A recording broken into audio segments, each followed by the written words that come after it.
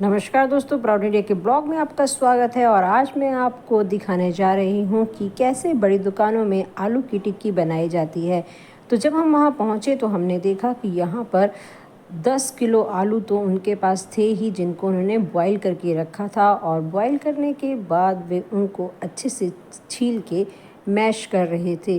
तो जाहिर सी बात है कि ये एक बड़ी दुकान थी जहाँ पर आलू की टिक्की बन रही थी। बहुत ज़्यादा क्राउड भी था, तो इतने आलू तो लगने ही वाले थे। आलूओं को छील लिया गया था। उन अंकल ने बताया कि रोज़ हमारे 10-15 किलो और उससे ज़्यादा भी आलू लग जाते हैं। और उसके बाद उन आलूओं को उन्होंने कद्दूकस किया। तो कद्दूकस करके अच्छे से आलू तैयार हो जाते हैं। उसमें छोटे छोटे जो आलू बच जाते हैं, अगर आप मैश करते हो तो आलू की गांठें रह जाती हैं। तो इसलिए उन्होंने वो कद्दूकस किया। कद्दूकस करके आलू अच्छे से मैश हो गए। दूसरी तरफ अंकल टिक्की बना रहे थे, प्रिपरेशन कर रहे थे, आलू की टिक्की का सामान इकट्ठा कर रहे थे।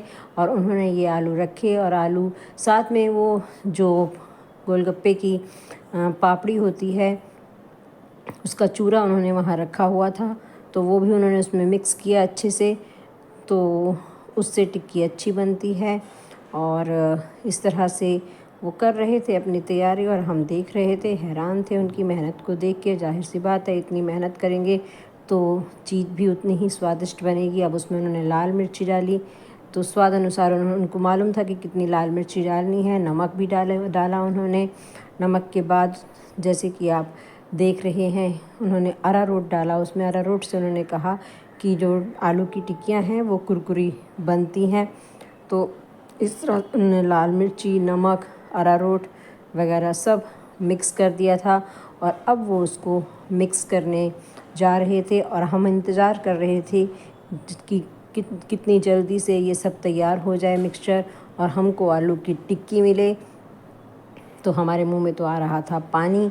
तो हम इंतज़ार कर रहे थे उस आलू की टिक्की की, जो अंकल अब बनाने ही वाले थे। तो इस तरह से उन्होंने सब चीज़ों को अच्छे से मिक्स कर लिया, मिला लिया।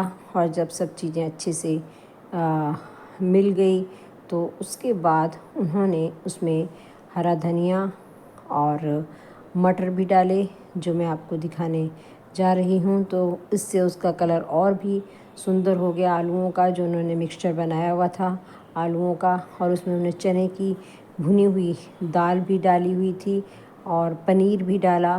तो आप सोच ही सकते हैं कि टिक्की कितनी स्वादिष्ट आलू की टिक्की बनने वाली है। तो ये आप देख रहे हैं, ये चने की दाल थी और अब उसमें उन्होंने पनीर डाला। पनीर उन्होंने कहा अपनी मर्ज़ी से डाल सकते हो, आपको जितना डालना है। तो उन लोगों को तो रोज़ का अंदाज़ा रहता ही है कि कितना सामान इस मिक्सचर में डालना है। तो इस तरह से वो पनीर के टुकड़े कर रहे थे जल्दी जल्दी। और उसमें उन्होंने पनीर के स्लाइस भी डाले, मटर डाले। तो देखिए कितना अच्छा मिक्सचर अब तैयार हो गया है। और उसके बाद उन्होंने थोड़ी लाल मिर्ची और डाली। तो इस तरह से तैयार हो गया आलू का पूरा मिक्सचर, जो आलू की टिक्की में अब भरा जाएगा। तो इस तरह से अब हम बेताब थे कि कब वो आलू की टिक्की बनाएंगे। तो उन्होंने आलू की टिक्कियों को बनाना शुरू कर दिया।